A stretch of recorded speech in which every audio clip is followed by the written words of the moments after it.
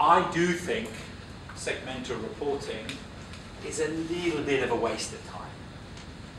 I think as an investor, the best you're getting is a very broad church, a very vague sense of what's going on. I certainly would not drill down and rely on those numbers. I mean, if you've got a business and it's operating in 5 countries, if you're a cynical management and one of your countries is making a massive profit and one of your countries is making a massive loss, you might be worried that if you tell the world that one of your countries is making a massive profit, that might attract competitors into the market. Yep. So what you could do is set up some kind of transfer pricing system so that you artificially reduce the profits for the purposes of the segmental report, yeah, of the most successful company. What you could also then do is say that expensive head offices, you could disproportionately load them on the profitable segment so that you would kind of even things out. All I'm saying is there's a lot of opportunity for creativity. There's a lot of subjectivity involved because it's management accounting. So it's not the discipline of complying with the same standards. Identification.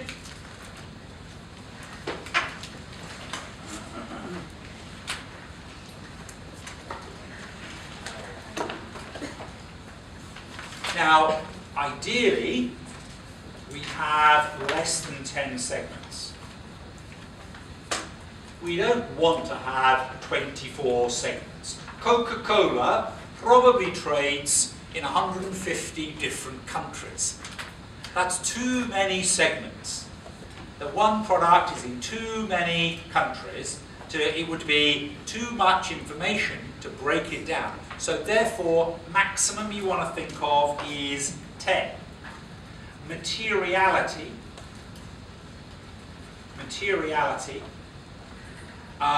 for a segment, revolves around 10%. So if something has more than 10% of the revenue, or more than 10% of the profit, or more than 10% of the assets, you might well say that is a material segment to be disclosed. You must include at least 75% of revenue by segment before you have others. So you must disclose at least 75% of the total external revenue before you combine the others in just a lump category. You can combine, when is a segment different? Well, I think there's an element of judgment in identifying a segment. You've got to look at the nature of the product, you've got to look at the nature of the customer, how the product is delivered. So when you're identifying a separate segment, there are various things to consider. So we can combine similar segments. We can combine similar segments, i.e. you would consider various factors in arriving at the nature, arriving at whether you thought they were similar. You would consider the nature of the product.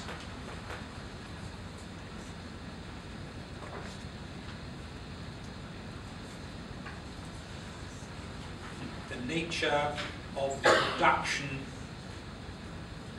process.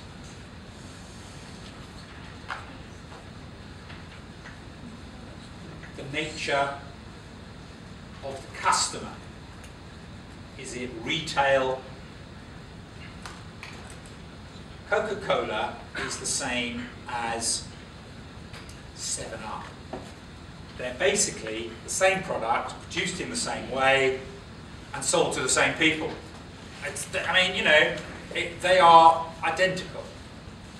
Distribution methods.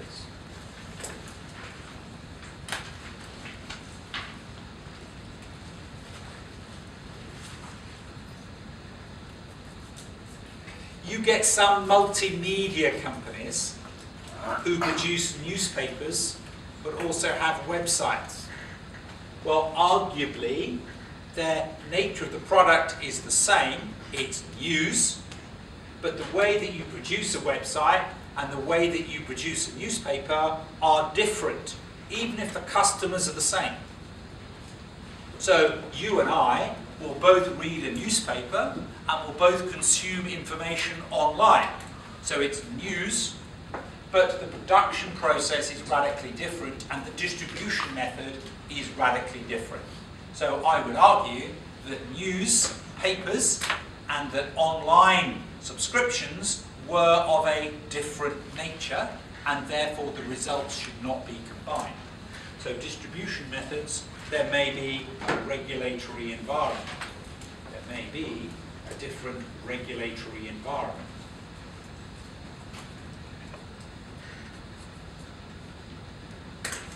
Segmental reporting.